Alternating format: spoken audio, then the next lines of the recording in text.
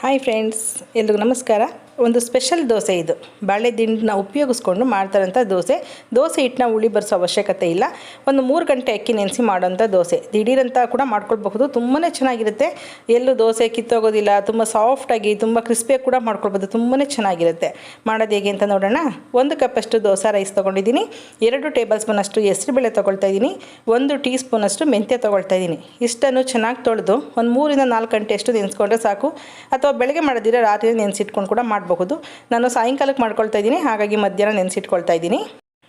ಒಂದು 3 ಗಂಟೆ ನೆಂದಿರೋಂಥ ಅಕ್ಕಿನ ರುಬ್ಬೋದಕ್ಕೆ ಹಾಕ್ಕೊಳ್ತಿದ್ದೀನಿ. ಇದ್ರ ಜೊತೆಗೆ ಏನೇನು ಬೇಕಂತ ನೋಡೋಣ. ಒಂದು 5 ಇಂಚಷ್ಟು ಬಾಳೆ ದಿಂಡು ತೊಗೊಳ್ಳಿ. ಎಷ್ಟು ತೊಗೋಬೇಕಂತ ಕ್ವಾಂಟಿಟಿ ಗೊತ್ತಾಗಿಲ್ಲ ಅಂದರೆ ಕನ್ಫ್ಯೂಸ್ ಆಗೋದು ಬೇಡ ಅಂತ ಹೇಳ್ತಾ ಇದ್ದೀನಿ. 1 ಹಿಡಿಯಷ್ಟು ತೆಂಗಿನಕಾಯಿ ತುರಿ ಅಥವಾ ಒಂದು 3 ಟೇಬಲ್ ಸ್ಪೂನಷ್ಟು ತೆಂಗಿನಕಾಯಿ ತುರಿ ತೊಗೊಂಡಿದ್ದೀನಿ. ಬಾಳೆ ದಿಂಡನ್ನ ಈ ರೀತಿ ಸ್ಲೈಸ್ ರೀತಿ ಮಾಡಿಕೊಂಡು ಅದನ್ನು ಬಿಡಿಸ್ಬೇಕಾದ್ರೆ ಮಧ್ಯದಲ್ಲಿ ಏನು ನಾರು ಬರುತ್ತೆ ಆ ನಾರನ್ನ ತೆಗೆದಿಟ್ಕೊಂಡ್ರೆ ಸಾಕು. ತುಂಬ ಹೊತ್ತು ಇದನ್ನು ಹೆಚ್ಚಿ ನೆನೆಸಿ ಹಾಕಿ ನಾರು ತೆಗಿಯೋ ಅವಶ್ಯಕತೆ ಇಲ್ಲ.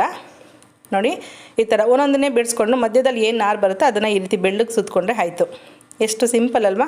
ಇದು ನಾರು ಜಾಸ್ತಿ ಇದೆ ಅಂತಲೇ ಈ ಬಾಳೆ ದಿಂಡನ್ನ ಉಪಯೋಗಿಸೋದ್ರಿಂದ ತುಂಬ ನಾರು ತೆಗೆಯೋದಕ್ಕೆ ತುಂಬ ಪ್ರೊಸೀಜರೆಲ್ಲ ಫಾಲೋ ಮಾಡಿ ತುಂಬ ನಾರು ತೆಗಿಯೋ ಅವಶ್ಯಕತೆ ಇಲ್ಲ. ನಿಮಗೆ ಈ ದೋಸೆನಲ್ಲಿ ಒಂದು ಸ್ವಲ್ಪ ನಾರು ಕೂಡ ಗೊತ್ತಾಗೋದಿಲ್ಲ.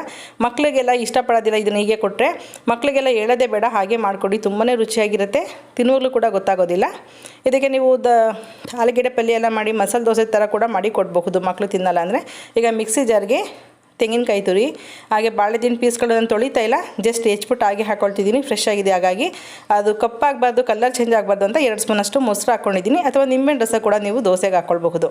2 ಟೇಬಲ್ ಸ್ಪೂನಷ್ಟು ಮೊಸರು ಜೊತೆಗೆ ನೆನೆಸಿದ್ವಲ್ಲ ಆವಾಗಲೇ 3 ಗಂಟೆಯಷ್ಟು ಅಕ್ಕಿ ಬೇಳೆ ಎಲ್ಲ ಹಾಕ್ಕೊಂಡು ರುಚಿಗೆ ತಕ್ಕಷ್ಟು ಉಪ್ಪು ಹಾಕ್ಕೊಂಡು ಸ್ವಲ್ಪನೇ ನೀರು ಹಾಕ್ಕೊಂಡು ನುಣ್ಣಗೆ ರುಬ್ಕೊಳ್ಳಿ.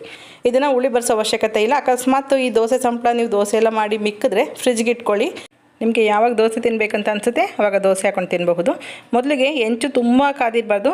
ತುಂಬ ಬಿಸಿಯಾಗಿರೋ ಹೆಂಚನ್ನ ಸ್ವಲ್ಪ ಕೂಲ್ ಮಾಡಿಬಿಟ್ಟು ಆನಂತರ ದೋಸೆ ಹಾಕ್ಕೊಳ್ಳಿ. ತುಂಬ ಬಿಸಿದಾಗ ಐ ಫ್ಲೇಮಲ್ಲಿ ಇಟ್ಕೊಂಡು ನೀವು ದೋಸೆ ಹಾಕಿದ್ರೆ ನಾವು ಏನು ಹಾಕ್ತೀವಿ ಸೌಟಿಗೆ ಎಲ್ಲ ಅಂಟ್ಕೊಬಂದ್ಬಿಡುತ್ತೆ. ದೋಸೆ ಹಾಕಬೇಕಾದಾಗ ಮಾತ್ರ ಸ್ವಲ್ಪ ನೀರನ್ನ ಚುಮ್ಕಿಸ್ಬಿಟ್ಟು ಹೆಂಚನ್ನೆಲ್ಲ ಸ್ವಲ್ಪ ಟಿಶ್ಯೂ ಪೇಪರ್ನಲ್ಲಿ ಸೀಟ್ಬಿಟ್ಟು ಆನಂತರ ನೀವು ದೋಸೆ ಹಾಕ್ಕೊಳ್ಳಿ. ಇಲ್ಲಾಂದರೆ ಐ ಫ್ಲೇಮ್ ಮಾಡಿದರೆ ನಮಗೆ ಉದ್ದಿನ ದೋಸೆ ಥರ ಇದು ಬನಿ ಇಲ್ಲ, ಹಾಗಾಗಿ ಬೇಗ ಕಿತ್ತೋಗುತ್ತೆ ಅಲ್ಲಲ್ಲೇ. ಸ್ವಲ್ಪ ಅದನ್ನು ಟಿಪ್ಸ್ನ ಫಾಲೋ ಮಾಡಿದರೆ ನೀವು ಹೆಂಚು ತುಂಬ ದೋಸೆ ಹಾಕಿದ್ರು ತುಂಬ ಚೆನ್ನಾಗಿ ಬರುತ್ತೆ. ಈ ದೋಸೆ ಬೆಟರ್ನಲ್ಲಿ 2 ಥರ ದೋಸೆ ಮಾಡ್ಕೊಂಡಿದ್ದೀನಿ. ಇದು ನಾರ್ಮಲಾಗಿ ಒಂದೇ ಸೈಡು ಚೆನ್ನಾಗಿ ಫ್ರೈ ಮಾಡ್ಕೊಂಡ್ರೆ ಸಾಕು. ತೆಳುವಾಗಿರೋದ್ರಿಂದ ತುಂಬ ಚೆನ್ನಾಗಿರುತ್ತೆ.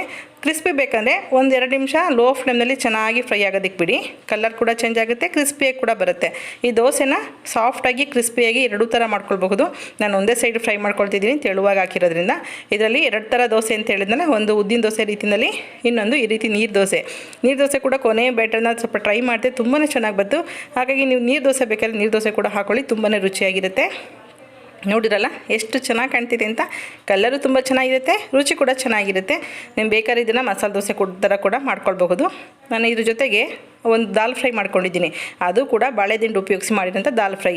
ಎಷ್ಟು ಚೆನ್ನಾಗಿದೆ ಅಂದರೆ ನಾರ್ಮಲ್ ದಾಲ್ ಫ್ರೈ ಎಲ್ಲ ಸೊಪ್ಪಿಂದು ಅಥವಾ ತರಕಾರಿಗಳದ್ದು ಮಾಡಿರ್ತೀವಿ. ಇದು ಸ್ವಲ್ಪ ಡಿಫ್ರೆಂಟಾಗಿರುತ್ತೆ, ಮಾಡೋದು ಸುಲಭ, ಹಾಗೆ ರುಚಿ ಕೂಡ ಚೆನ್ನಾಗಿರುತ್ತೆ. ದಾಲ್ ಫ್ರೈನ ಒಂದ್ಸಲ ಟ್ರೈ ಮಾಡಿ, ನಿಮ್ಗೆ ಖಂಡಿತವಾಗ್ಲೂ ಇಷ್ಟ ಆಗುತ್ತೆ. ಇದು ಕಿಡ್ನಿ ಸ್ಟೋನ್ ಎಲ್ಲ ಇರೋರಿಗೆ ಮತ್ತು ಕೂದಲೇನಾದ್ರು ಇದ್ದರೆ ಒಳಗಡೆ ತುಂಬಾ ಒಳ್ಳೆಯದು ಬಾಳೆ ದಿಂಡು ಅಂತ ಹೇಳ್ತಾರೆ. ಬಾಳೆ ದಿಂಡು ರಸನ ಹಾಗೆ ಕುಡಿಯೋದಿಲ್ಲ ಮಕ್ಕಳು, ಹಾಗಾಗಿ ಈ ಥರ ಮಾಡಿಕೊಡಿ. ನಾನು ಬಾಳೆ ದಿಂಡನ್ನೇ ಉಪಯೋಗಿಸ್ಕೊಂಡು ಫಿಂಗರ್ ಚಿಪ್ಸ್ ಕೂಡ ಮಾಡಿದ್ದೀನಿ. ಇದಂತೂ ಮಕ್ಕಳು ಖಂಡಿತವಾಗ್ಲೂ ತಿಂತಾರೆ, ತುಂಬಾ ರುಚಿಯಾಗಿರುತ್ತೆ. ದಾಲ್ ಫ್ರೈ, ಬಾಳೆ ದಿಂಡಿನ ಫಿಂಗರ್ ಚಿಪ್ಸು ಹಾಗೆ ದೋಸೆ ಎಲ್ಲ ವಿಡಿಯೋನು ನೋಡಿ, ಎಲ್ಲನೂ ಟ್ರೈ ಮಾಡಿ. ಆರೋಗ್ಯನ ತುಂಬ ಚೆನ್ನಾಗಿ ಕಾಪಾಡ್ಕೊಳ್ಳಿ. ಆರೋಗ್ಯವೇ ಭಾಗ್ಯ ಅನ್ನೋದನ್ನು ಮರಿಬೇಡಿ. ಈ ವಿಡಿಯೋ ನೋಡಿದ್ದಕ್ಕೆ ಎಲ್ರಿಗೂ ಧನ್ಯವಾದಗಳು. ಹಾಗೆ ವಿಡಿಯೋನ ಎಲ್ರಿಗೂ ಶೇರ್ ಮಾಡಿ. ಹೊಸಬ್ರಾಗಿರೋದು ಸಬ್ಸ್ಕ್ರೈಬ್ ಆಗೋದು ಮರಿಬೇಡಿ. Okay, bye, thank you.